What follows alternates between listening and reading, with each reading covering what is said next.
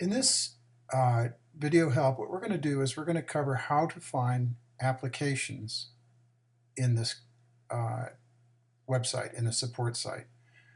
That's this top one where it says how to find applications in the support site.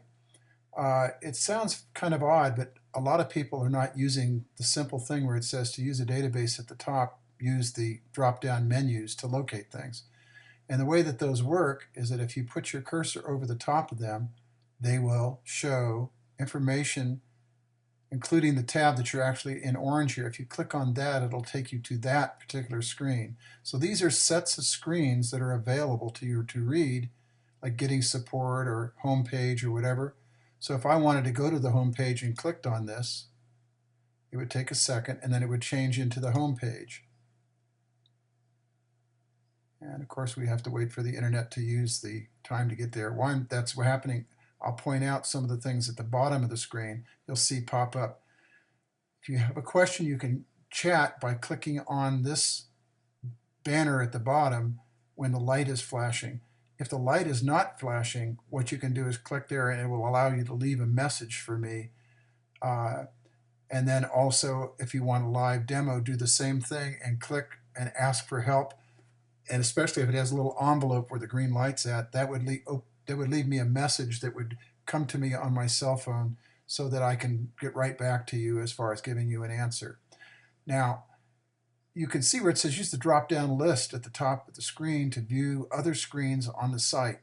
Now, the principal ones that we're looking for if you're coming to this site are on the home page actually.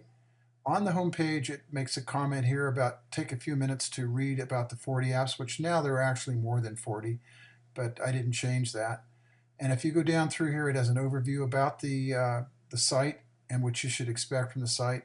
A little bit about how you can use an iPad or and an iPhone to actually use the same screen data if you're on the cloud or use it on the iPad or iPad mini. Then there's a serious section in here where you do not click on these icons here because this is basically just to view different prices for the current apps that are on the iTunes store. And then if you go down to the bottom here, there is an actual area where you can pick each different app and have information about it. So in here it shows the iTunes store is where it's actually located as far as selling it. The delivery method is an email drop down or download. The actual price of it. If there's a price range in here, that means that there's more than one option for that same app. Can it be used on an iPad and an iPhone? In this case, if it says yes or has iPad and iPhone, that's what it can be used on. Can it sync from the iPad or iPhone to your computer using the companion app? Yes, it can. Does it have a cloud option? Yes, meaning that it can be used in multi-user mode on the cloud. And is it compatible with a companion app? Does it have one? And yes, and you can buy the companion app separately if you do not want to buy the iTunes app. Is there a user guide or a video help for it? It tells you on this column here, and it'll actually take you to that particular screen where the user guide is at, or it will take you to the actual screen where the individual app is at by clicking on the information that has an underlink in it. And also there is a area where it would take you to the sync identification information on that particular screen. Now these applications can all be purchased through PayPal or a credit card through PayPal, where you use your PayPal or credit card information to purchase apps. It's very simple to use these on this website. Basically what you do is you would pick an application and click on it and wait for it to come up on the screen. When it comes up on the screen, you would go down to the bottom of the screen, and if it has a automatic ability to show the prices on there, you would see those at the bottom of the screen. For example, let's take one that we know has that on it. I'm going to go to equipment, let's say rental, and I'm going to go to that screen. And by the way, while you're looking at this, you can also get demos by clicking on the demo button. It'll take you to the access or contact us screen, and there you can get a request for a demo of an application, and I do that as required if you get in touch with me. Now on this screen you'll see where it has a shopping cart, And anytime you pick an application down here, for example, and say add to the cart and click, in this case it's for the Rental Pro version 12, what it's going to do is it's going to bring up the PayPal cart, and here you'll see it. There's a quantity which you can change if you want to change it to whatever quantity you actually want. It lists the application name, it lists the price for the individual ones, and it summarizes it.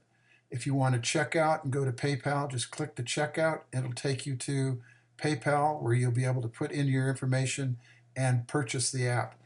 What happens is the apps will be delivered as soon as PayPal gives me the information that it's passed and it's credited to my account. Then I will go ahead and send you an email with the download for that particular application in the way that you bought it. In this case, it was a PC version for a runtime, and a runtime PC version is an application that works on the PC in Windows, and that's everything from XP all the way through Windows 8. So it will work on any one of those. There is also a Mac application that will work through Macs from the PowerPC forward. There is also an FM Go, which is on the iPad, and that will work with the iPad for the iPad mini and the iPhone. You can put either one of those on there and it'll run on that as an individual app. And then there's the cloud, where the cloud version of this application is set up on a hosted application on the cloud. And what that does is it gives you the ability to do multi-user application access to modify records from any browser anywhere, or on the iPad or iPhone using FM Go. You can use FM Go, which is a free app, to access the cloud version.